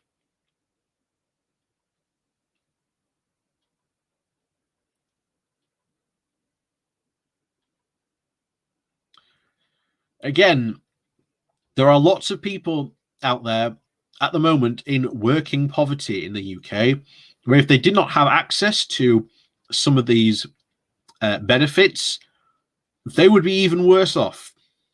They could lose their car, which could lead them to losing their job, which could lead them to losing their home because they can't afford to pay for it. It could end up them being homeless.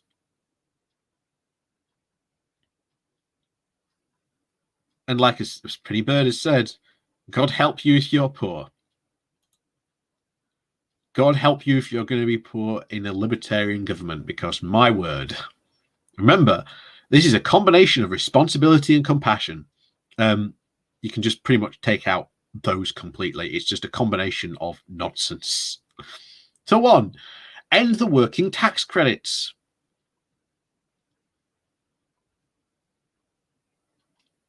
So a working tax credits are a subsidy to zombie businesses too unproductive to pay their workers competitively.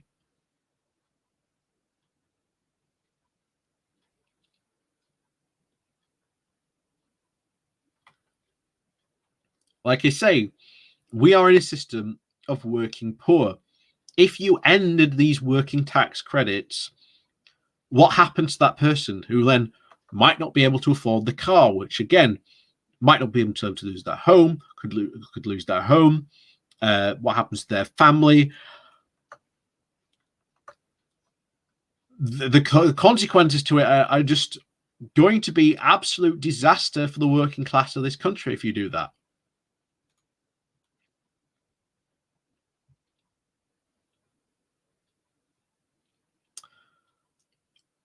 Withdrawal of selected welfare benefits from the very wealthy. So for the most prosperous ones, by 5 gross income is 5, and the median gross income of 58,000. Disability living allowance, personal independence payments, and capacity benefits and the carer's allowance will be withdrawn. So essentially, taking benefits away from people, even if they're. While I do agree, there's a lot of very wealthy people who do get benefits. To say that they should just be stripped of their benefits completely isn't very right about that.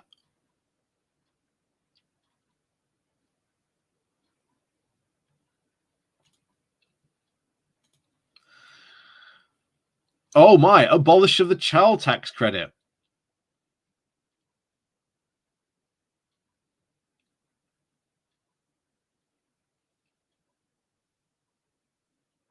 Oh my.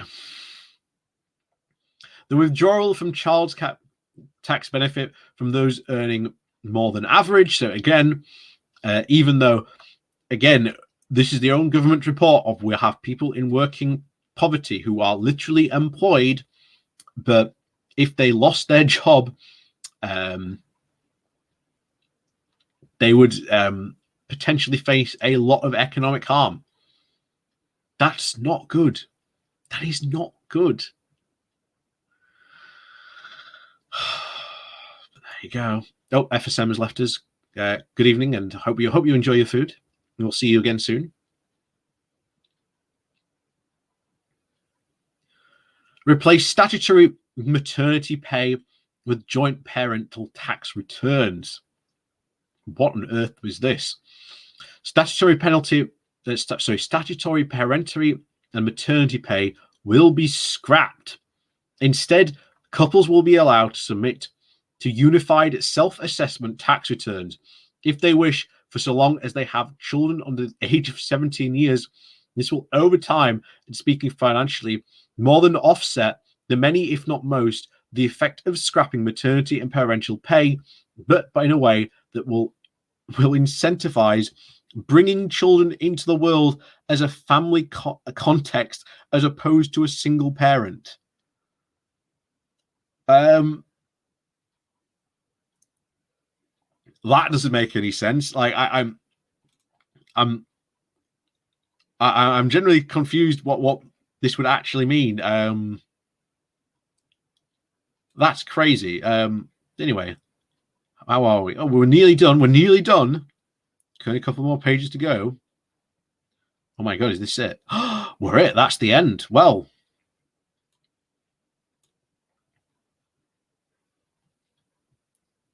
that, ladies and gentlemen, is the UK Libertarian Party manifesto. Took us 2 videos to get through it in a total of 4 hours.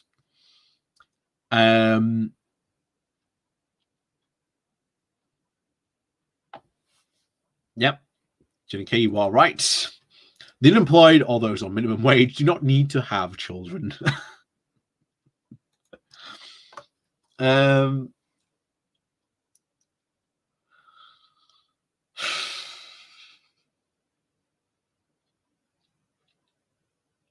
What to say about that in conclusion? What to say about this? Oh, thank you very much, David Faulkner. They've spent a really long time and a whole lot of time not thinking anything through. That's true. That is very true, David. And thank you very much for the support there. But what to say in response to this?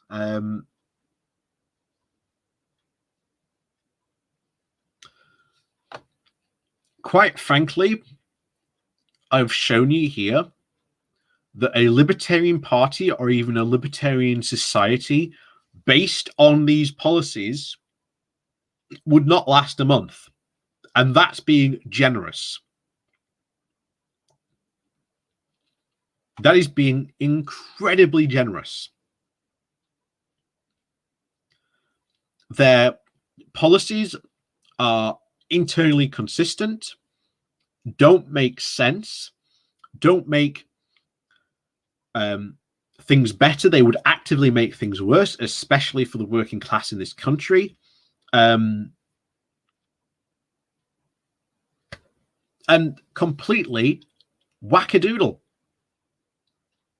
Like, you'd have a government here who's not going to build any social housing. You have a government that's not going to have a universal healthcare system in the form of the NHS.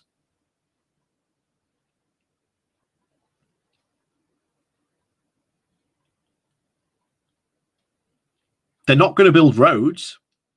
And my argument still stands. Who builds roads in this libertarian world? Because infrastructure is very important. And I don't know what they have against trains, but to completely get rid of trains and rails doesn't make sense.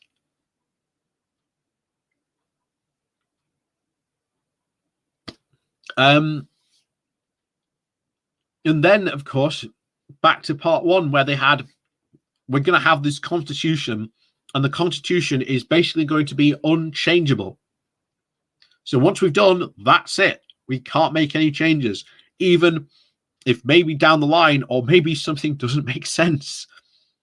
You've then got the ridiculous, not only get rid of for every law they pass and regulation. So for every law and regulation they pass, every new one, you've got to get rid of 3.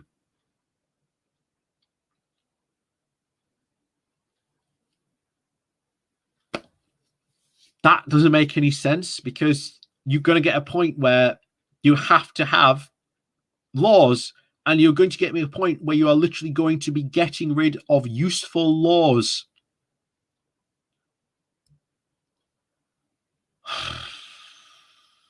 I'll tell you what, the Scottish Libertarians, theirs was at least more fun because it was shorter. We've at least managed to say that the Scottish Libertarians were only better. The policies were still absolutely wacky doodle, just as wacky doodle as the UK counterpart is, but it still doesn't make sense. At least theirs had the decency of being 1 page. At least they had the decency of getting all their policies into 1 page. This policy doesn't make any sense. And you are right, yeah. 100,000 missing lorry drivers, so let's get rid of trains.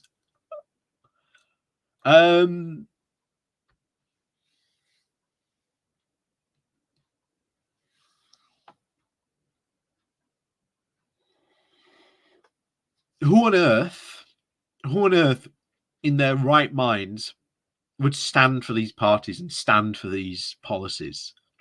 Like, I will still maintain my open door policy for either a Scottish Libertarian or a UK Libertarian Party member. If they want to come and we want to go through these policies on here, I am still open to that. And they can somehow explain how these policies are going to work.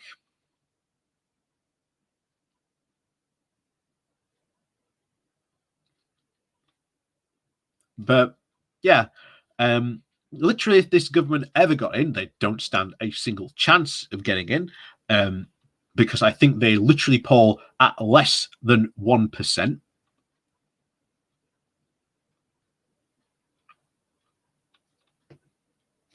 Then so be it. They're never going to get in. Not a single one of these policies are even remotely popular.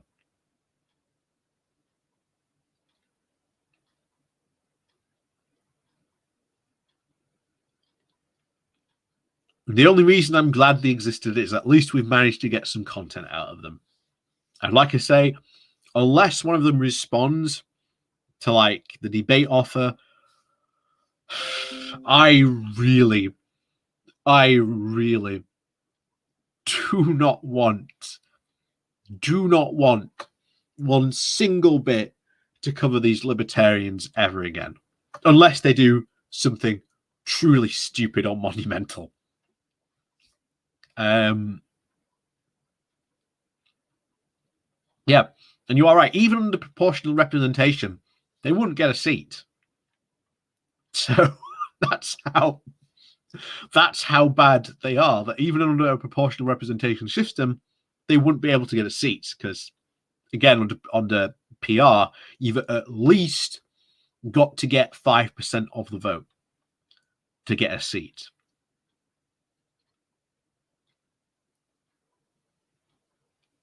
So, yeah, the Libertarian Party of the UK ain't coming in to a, shall we say, a Westminster Parliament anytime somewhere near you. So, as is always, thank you for joining me on this wacky doodle, crazy journey through the libertarian parties of both Scotland and the UK. Completely, absolutely wacky doodle.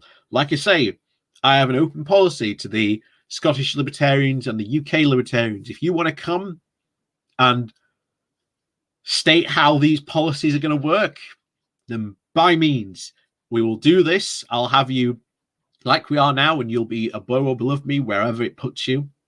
And we'll have your manifesto open on screen, and you can talk me through while I question you how these policies are even going to work in practice. Because I'll tell you now, none of these policies are going to work. It is failed state territory. Cathology, thank you very much for the support there.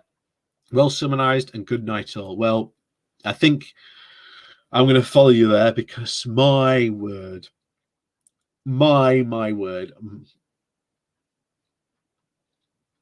Yeah, true. Okay, yeah. The Libertarian Party. What has civilization ever done for us? So, with that said, thank you once again for joining me on this journey. I'm sure it's very fun. We will be having another live stream tomorrow. I have no idea what we'll be covering, so it could be a surprise. So stay tuned. Maybe we'll cover the Monster Raving Lunar Party just to show how a joke party compares to the Libertarian Party. Could be quite fun. Could be quite fun indeed. But we'll see what happens. Who knows what newsworthy stuff may happen tomorrow? Maybe we'll have a cover of Jeff Taylor. It's been a while since we've covered Jeff, so maybe we'll go and have a look at what Jeff's up to. But other than that, as is always, like I say, down below there are links to my Patreon page and a one-off donation link called Buy Me Coffee, where you can, well, buy me coffee. And as always, thank you very much to all the people who do support the channel that way. Please do remember to hit that like, share, and subscribe button on your way out. And of course, as always, thank you very much, and we will see you all next time.